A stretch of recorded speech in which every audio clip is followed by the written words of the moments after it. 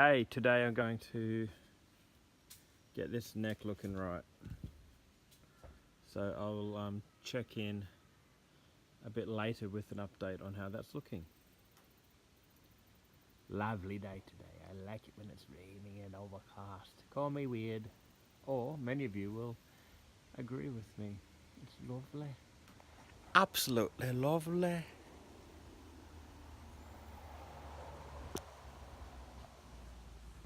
Phase 1, I used files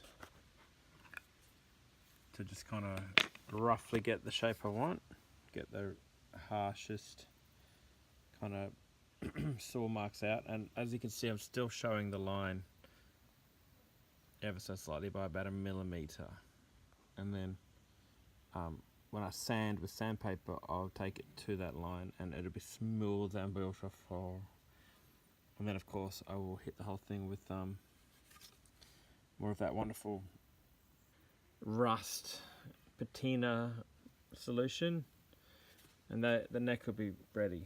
I'll get back to you on that. In other news, I've secured 3 jobs, if you include one that is woodwork. So just from my recent launch of my new business, I've got work writing a pamphlet for a dentist who's a mate of mine, and I've got work writing and possibly curating a blog for a local restaurant who are also friends of mine, and the third one is making a sign like the one I'm making for the school, the bus sign, but this one's a lot more precise, and the router I have just won't cut it really, so I'm going to have to, I will be borrowing a small palm router, trim router, from my friend Alan. Hi Alan, if you ever watch this, thank you dude. And that will help me to do much more precise routing work. And yeah, that's all money, so that's all stepping forward and building the life that I want to be building. And it's great that I'm seeing some fruit, because as I've explained in previous videos, I've been training for quite a long time to get fruit so to speak, from this time of my life. I want this to be the springboard from which Baxter and I build the life we deserve and want, to live our dreams, that we may be in a better position to give. You know, that is a major part of this. A lot of people with a spiritual bent always hasten to remind me that there's nothing wrong with wanting things for yourself.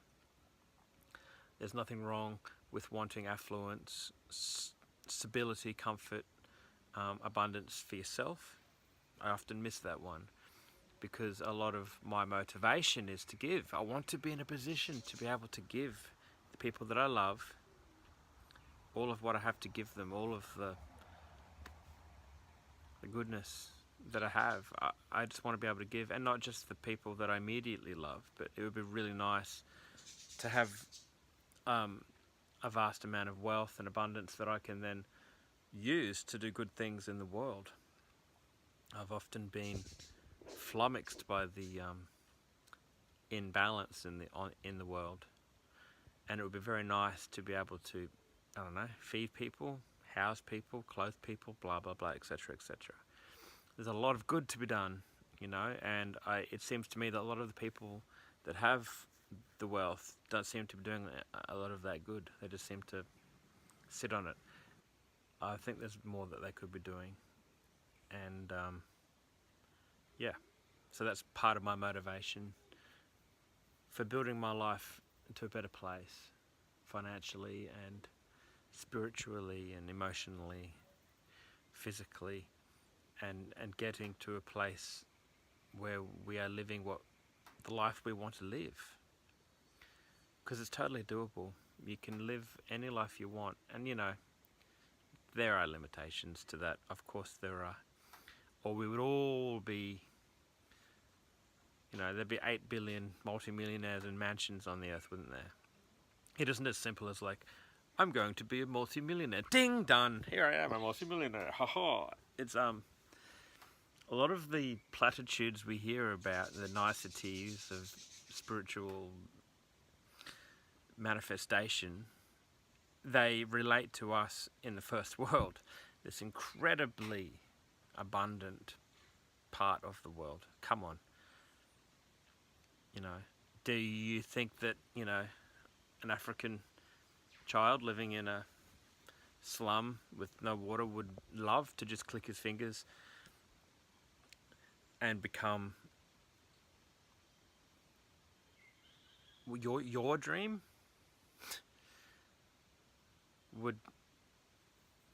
They would love to just be able to click their fingers and just become multimillionaires living in the Hollywood Hills or whatever. It isn't as simple as just that. A lot of these spiritual truthisms pertain to us living in this first world. Yes, they relate to us living in this condition. And, you know, I do believe that these principles can be applied to anyone, but it isn't sheer magic, you know. It has a very practical element to it, and there's just no escaping that. And that brings me to this point, which is here in the lap of luxury, the lap of opportunity, the lap of abundance, we have a responsibility, a duty. We actually do, to those people. The greater truth is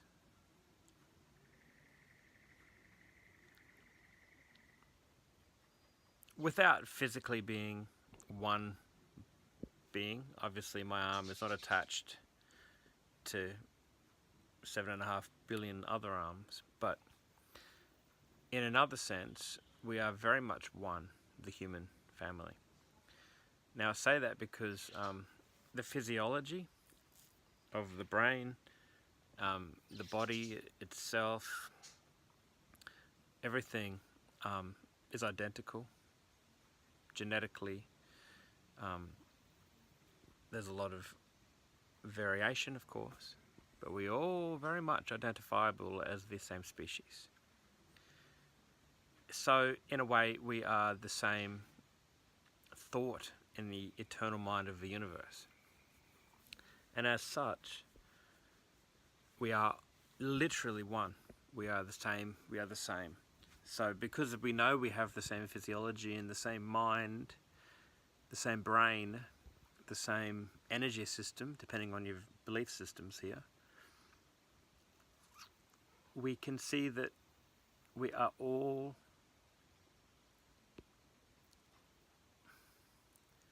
points of consciousness within a body that struggles, a mind that struggles at times to cope, to comprehend. What's happening here is we have this human family on a planet, and you know, that planet is extremely abundant, and it has food, resources, land, places where we can be safe, and there is not an even distribution between all of us who are the same. There's also concentrations of violence, horrible stuff in various places and parts of that planet, and in various groups of us. So that balance needs to be found. It's the greater goal of all of us, at least it should be. Because I'm telling you right now, there is no difference between you and any other human on this planet. Be they in Saudi Arabia, Syria, Africa, the UK, America, wherever you may wish to name. We are the same. And the mental processes, the heart processes, i.e. love, hope, desire, longing, fear, they are common to us all. You are no more worthy than any of them. Neither am I. So the point is, we have a duty to even the balance. Here we are with the opportunity to do that. We have the opportunity to gather resources and create structures that even the balance. What else is there to do? Suck it up. Just absorb the good stuff and just ha ha ha. Laugh at those other yous out there, which they are. They're just you in a different form.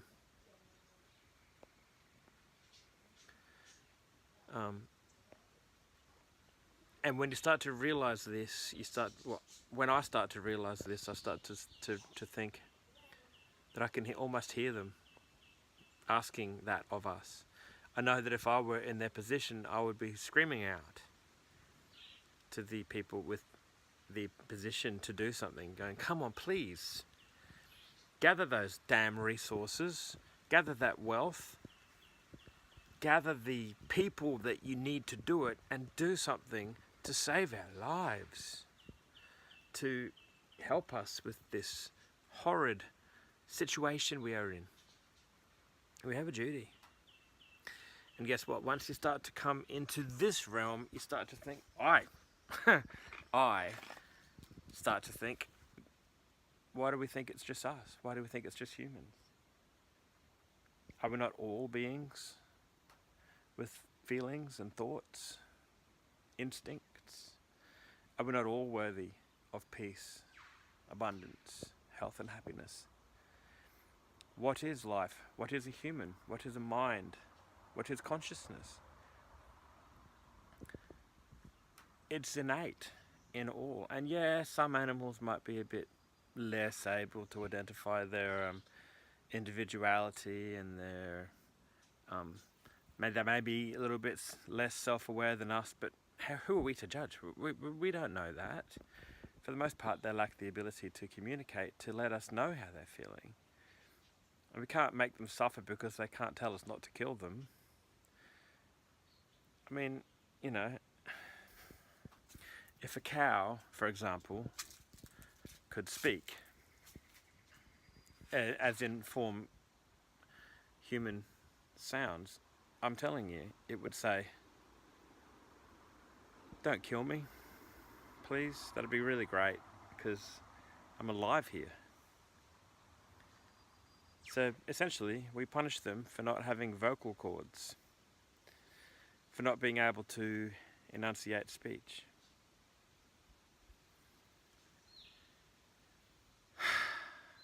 Wow, I was just showing you my guitar neck and now I'm talking all this stuff, but I guess what I'm trying to say is I live my life to get into a position where I can even the balance, where I can take what I've been given. I didn't ask for any of this, I didn't deserve it. And by this, I mean, I live in Australia in 2018, for God's sake. You know, my biggest problem is that sometimes I need to get milk and I run out. Which leads me to this, and that is my shirt's inside out. No, I'm kidding. I don't care about that. Who cares? My pajama pants are down there too, so who cares? It's almost as if there is a mean suffering level for humanity. And it's almost as if we're going to suffer equally, regardless of our circumstances. I'm not the first one to come up with this concept, but people who are starving or have to contend with bullets, their suffering is pretty much straight up. That's just a given. You know, they struggle to drink water. We don't have any of those problems, nothing superficial. So we start to get these kinds of problems. You know, we start to get mental illness and anxiety, and start to become selfish, start to become disconnected. I don't know about you, but I've been to hell and back in myself. And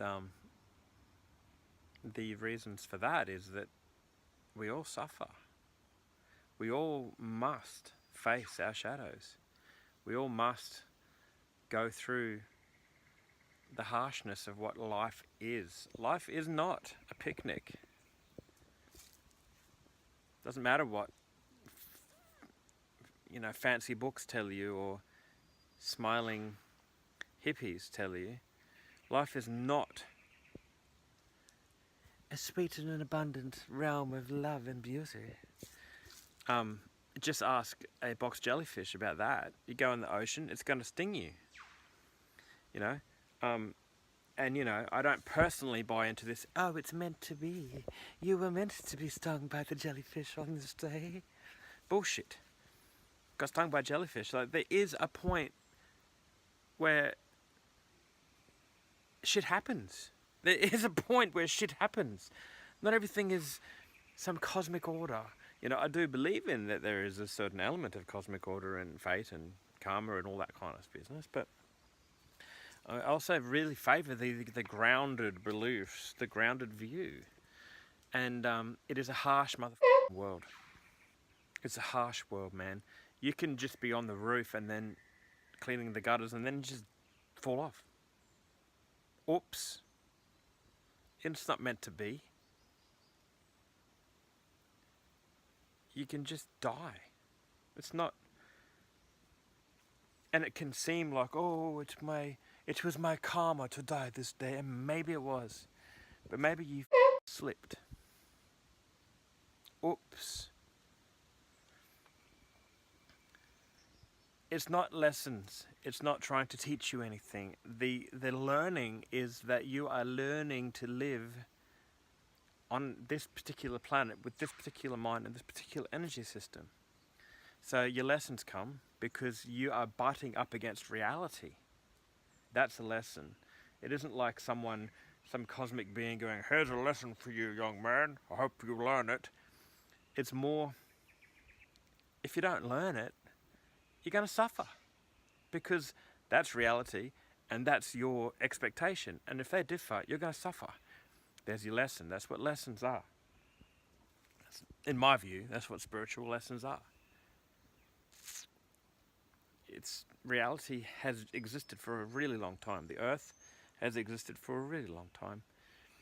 The laws of nature that have governed the formation of the earth and the growth of life here, it's been going on for a really long time, and they're based on very, very basic physical principles.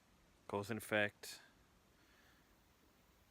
The basic laws of physics come from a very, very, very, very, very basic grounding in duality, yin and yang. The most simple and basic of laws that is at the very fundament of the universe. They can't ever be altered because they are just bedrock of blip, that's life, that's reality. It doesn't get any simpler. And those are the basic principles on which we build everything. Everything has been built. Everything has grown from. And if you butt your head up against it, it's going to cause you suffering. That's your lesson, and that's why we all suffer. I don't know. Maybe it's the connectedness between us all that causes us all to suffer. I don't know why there seems to be this mean suffering level with all of us, but I've noticed it. Everyone goes through crap. Everybody does. Everybody does. Everybody goes through stuff. And that's why I'm confident to be able to tell the camera and then put it on freaking YouTube that I've had a hard time in life. We all have, I'm not alone. My point is, it's really hard to dodge bullets. It's really hard to eat when there's no food. It's really hard to drink water when there's none that doesn't have malaria all through it, or cholera, or whatever. It's comparatively easy to get your mind together. It's comparatively easier to get your emotions in order. For a lot of us, there's a lot that can be done to alleviate our suffering and bring us into a position of power. You can't run away from murderous militias, but you can sort out your mind. And you can alleviate your suffering. And you can address your suffering and get to the point where you're able to give. And then you can start to deal with the militias, the guns, the starvation. Because you've dealt with your suffering. And that's why I'm trying to deal with mine. That's why, exercise, meditation, doing what you want in life, being caring, all those things start to undo the mental pain, the emotional struggle. Because we can do something about 80% of the suffering we feel in this part of the world. And as I say, I'm not trying to take anything away from legitimate mental illness, because a lot of the time that can't just be dealt with by changing your mental attitude. Sometimes you do need medication. Sometimes you do need help. And that help isn't always just as simple as a fire and song and exercise, but that can really help, by the way. I mean, I think a lot of things can be helped with connection to others and song.